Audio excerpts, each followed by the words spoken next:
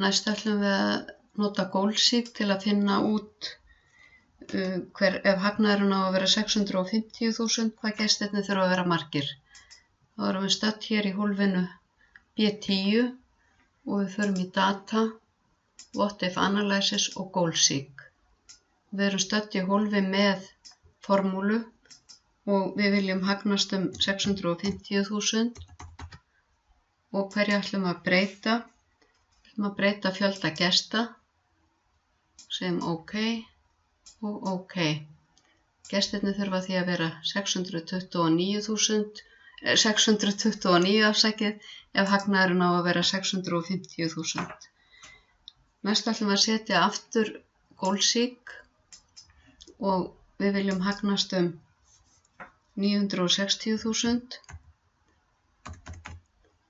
og við ætlum að breyta verði á aðgöngumiða. Þá smellum við hér, OK og OK. Þannig að þá þarf verðið að vera 3.993 krónur.